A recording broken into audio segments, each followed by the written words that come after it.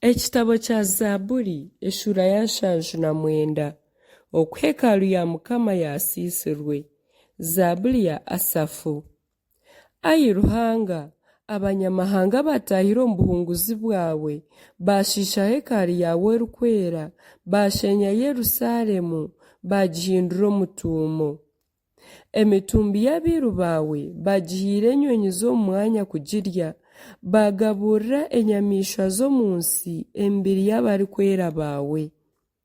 Baseesera eshagama yaabo nk'amaizi okwehinguririza Yerusaalemu, kandi tibaine kiziika. Ahari bataahi baitu tuhindukire ekijumo, kandi abatwehinguririize nibatushekyerera nibatugaya. Ori ahisyahi ayi Mukama okutugirira ekiniga ebiro byona. Ihari ryawe riryayaka nk'omuriro. Shuka ekiniga kyawe aha mahanga gatari kukumanya n'aha bugabe obutatakiri izina ryawe. Ahabw'okuba bamizire Yakobo nahu atwire bahahindura eitongo. Otiijuka eby'okutahikirira bya batatenkuriitwe okabitutura.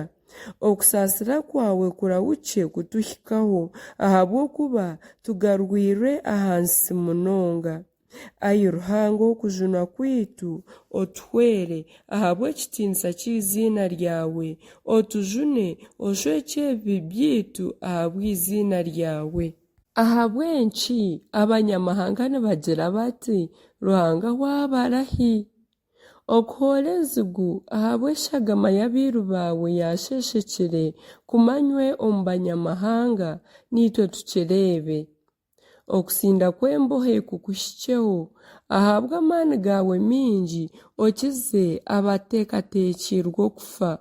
Oyihure bataahi baitu emirundi 7 ebijume ebi bakujumire, ayi Mukama. Niitwe abantu baawe, entaama z'omu iriisizo ryawe, turyakusiima ebiro byona, tumanyise ab'obusinge bwona okuhimbisibwa kwawe.